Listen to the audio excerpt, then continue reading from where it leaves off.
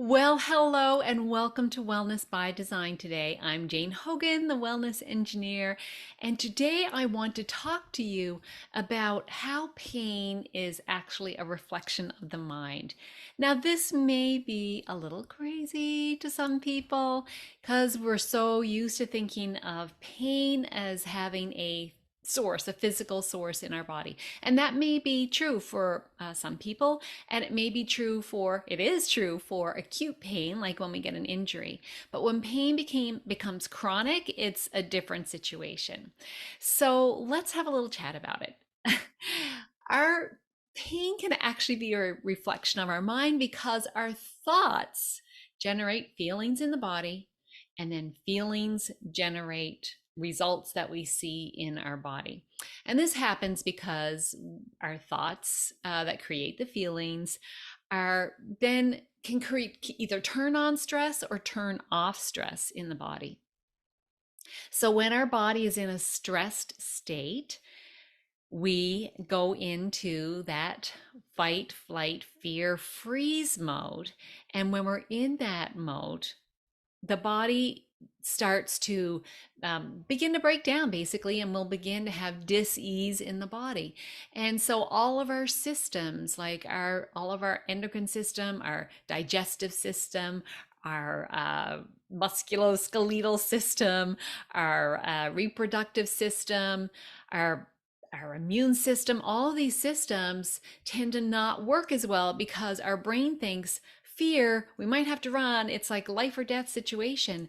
But our brain can't tell the difference between tigers and taxes, say. So we might be worried about taxes, but as far as our brain's concerned, we got to be fighting for our life. So when this happens, we begin to create dysfunction in our body, which of course can then lead to it can lead to disease, it can lead to pain, just can manifest in different ways with different people and at different times of your life even. So you are really reflecting what's going on in your mind. Your physical body is a reflection of what's going on in your mind. Now, not always your conscious mind. It could also be your subconscious mind. So there's two minds going on here that we really can't always tell what's happening. Now, I also want to address something that a lot of people say. Oh, I hear them say, clients and other people when they come to me, well, like, it's in my family. There's nothing that I can do about it. So I just want to talk for a little moment about that point because I don't want you to kind of write off everything else that I'm saying if you're coming from the paradigm of it's in my family, there's nothing I can do about it. So let's talk about the Human Genome Project that finished up. What year did it finish up? 2003. And what they found, they thought they're finally going to like map out all the genes and what genes cause what disease, and they were going to like figure it all out. And what they found was that there weren't nearly as many genes as they thought, and also that that the genes are not responsible for permanent coding. Very few are. Less than 2% of our genes are responsible for permanent coding. Really, what's going on is that more than 98%, so nearly 99% of our genes are actually just switching on and off. They're either dimming down or dimming or turning back up again, like a dimmer switch on a light. And that this dimming up or down is dependent on the environment that the genes, so the cells, which means us, are bathed in. So our cells are always picking up information. So actually the word that is a whole new field of science now, relatively new field of science called epigenetics, which means above the gene. So it's a whole field of research now about how our genes are responding to the environment and what's going on there. So there's never, or very seldom, for very few illnesses, is there like one gene that turns it on. There's several genes, many genes in some cases, that will turn on a disease, for example. So there's multiple factors, and it kind of makes sense. We got multiple things going on in our lives that we are always, dealing with, responding to. So we can actually control the environment. So we want to create an environment in which our genes are responding and then reproducing in a healthy state, not in the stress state. So going back to the stress versus non-stress, if we're constantly having thoughts that are creating chemistries in our body like cortisol of stress, then the genes are going to be sitting there in this bathing in stress, and so they're going to respond in survival mode and not respond in healthy mode. So we want them to respond in healthy mode. So that means we're going to have to create an environment. Now, there's a whole lot of other stuff I can talk about creating the environment, but the environment I'm specifically referring to today is our thoughts, and how our thoughts can create an environment in which our body can either be healing or our body can be breaking down. And when it breaks down, of course, we can get pain. A lot of people do get pain. So let's see pain in a different light. Let's see pain as a way for our body to talk to us, to tell us things aren't going so good here, things are kind of stressed. Let's do something about it. And so it's kind of like protection mode. I mean, it really is protection mode. If you think about like an acute type of pain, if you put your hand on a hot stove and you pull your hand away right away, that's a clear message right from your body: danger, pull back. And in similar way, chronic pain is kind of like our body is saying, like, there's a constant danger signal coming in, and most of it is coming from our thoughts, mostly our thoughts, stress. And as I said, it could be conscious thoughts or subconscious thoughts. So pain is really a gift. It's a gift in strange packaging, because we normally wouldn't think of pain as a gift. I certainly didn't think pain was a gift when I was going through like the really bad stages, the worst stages of my chronic pain, but I see it differently now. I know now that it was actually there to awaken me, to help me make changes in my life that was going to result in less pain.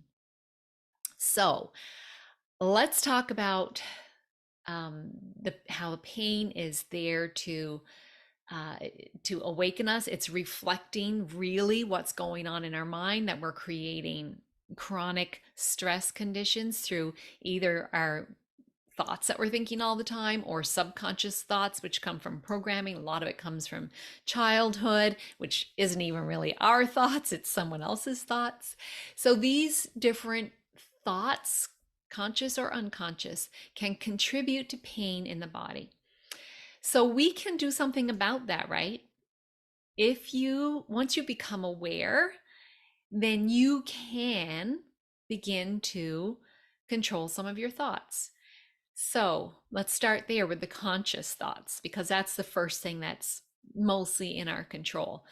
I don't know about you, but I went through a good chunk of my life without even really having conscious thoughts, without really trying to put different thoughts in my head.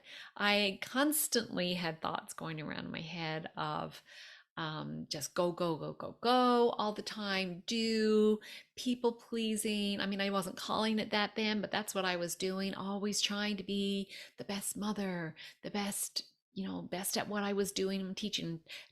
Be the mother that's running the chess club at the school and the swim club, and all of these things. I felt like I had to do it all in order to be a good person, in order to be a good mother. With my work, I was constantly going, and I still, like in this new work that I'm doing, I have to kind of pull myself back and say, okay, I got to remember, practice what I preach. I need to look after myself and not go, go, go all the time, not always be that the type A, the doer person. Sometimes I have to relax and take it easy and know that, it's going to be fine. I'm going to be fine if I don't get these 10 things done today. So look at your own life and how might your thoughts be leading to creating stress in your mind and then stress in your body, which is then contributing to pain? So, I'm going to give you some ideas to help you change your conscious thoughts to become more supportive of health and well being and healing. We can only heal when we get out of that fear state, when we get into that, the parasympathetic state of the nervous system. It's what it's called. It's that normal state, what should be the normal state: rest, digest, repair. That's the only state where we can heal, because the other state, our mind thinks we got to be fighting for our life. It's not going to be concerned about healing or digesting food well and absorbing nutrients. That's all long-term stuff. All it cares about is like, let's survive this moment right now. So how can we take ourselves from what actually has become normal for us, this fear state, to being more relaxed? Here's some ideas for you. So, a very simple one, and I know it seems too simple to be true, and that is practice gratitude. It is impossible to be in a fear state and feel gratitude at the same time. Okay, those two things, they can't walk together. It's like tuning into a station on the radio, right? You can't tune into the station of gratitude if you're on the station of I'm scared about all the things I have to do on my to-do list today, or pick anything. So we can't be on those two stations at the same time. So to tune into gratitude, just sit wherever you are right now and think of 5 things you're grateful for. Okay. The fact that you can listen to this podcast, that you have whatever technology, that's one. Okay. Come up with 4 more on your own. Start your day off thinking about things that you are grateful for. It will totally change your day. I've got a friend Julie Boyer, who wrote a book called Wake Up with Gratitude. And what a beautiful way to start your day. And it starts your day off in a peaceful mode instead of jumping up out of bed. I'm already late. I gotta, that's the way I used to wake up anyway. So start your day off peaceful. It can actually change how the rest of your day unfolds. So start off your day as peaceful as you can. Wake up with gratitude. Throughout the day, think about gratitude. Before going to sleep at night, think about things that happen during your day. Maybe think of 3 things. I bet you won't have any trouble thinking of 3 things that you are grateful for that happened that day. And I bet this is the practice that I've got anyway. I start at 3 and then I just kind of keep on going. There's so many things. But it also, then you'll sleep better because your mind will be more relaxed and it'll know it's time to rest, right? Rest, digest, repair. It's time to rest. You'll sleep better. And of course, when we sleep is when we heal. So getting good sleep is really critical for healing and getting out of pain. So that's one thing. The next thing, practice self-care. Again, seems so simple. And it doesn't just mean bubble baths and going to the spa. It means making time for yourself every day that you can just decompress and wind down. Okay. When this has a self-care kind of has a reputation of being selfish. In fact, sometimes when I've put out emails and I talked about self-care, I've gotten emails back from people that are really upset that I'm saying self-care isn't selfish. They say it is selfish. So it's really hard for some people to see this. But when you practice your own self-care, you fill up your own cup, it spills out to other people. And you will be less likely to lash out or be impatient with people. You will be kinder to other people. You will have more energy if you do want to use that energy on other people. Self-care is not selfish. It is a gift that you give to yourself, but it's also a gift that you give to other people. So remember that self-care is a time that you can just shut your mind down. That's how I see it. That is a time when you can stop the buzzing, the Buddhists call it the monkey mind, from going, just like quiet, just sit there in the quiet. And then, third thing, you know, I'm going to say this because it's something I talk about a lot, and that is breath work. Just taking some breaths. In fact, let's just do it now. Let's just do it now. If you're not driving, just close your eyes. If you're driving, you can do this with your eyes open as well. Just let out a sigh like I just did then. Long and low. And then inhale, preferably through the nose. Long and low. And then exhale again.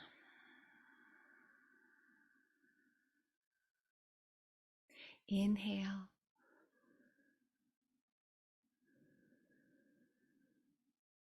And exhale. Notice how your breath feels as it goes through your nose or mouth.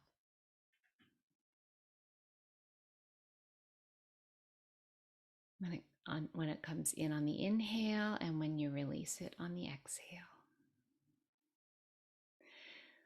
There you go. We just did 3 little breaths, but don't you feel better already? Just slowing down that little bit. And you notice that these three things that I've given you today are totally free. They don't cost anything. They don't cost much in time even. All you need to do is be aware and have little reminders. So my tip for you today, because you know I've always got a tip that's going to help you, one thing you can do today that's going to help you activate healing in your body. And that is to have a little reminder to do one of these things. So pick one of these things. Maybe you want to pick all of them. I don't know, but pick at least one and set up a reminder for yourself to do it. Okay, so maybe you put a post-it note somewhere. Maybe you put something on your bedside table to remind you to do gratitude when you wake up and when you go to bed again. Maybe you put a reminder in your phone 3 times a day to take 3 long, slow breaths. Whatever it is for you, do this one thing, because this one thing will initiate one of these other things that's then going to create a healing state in your body.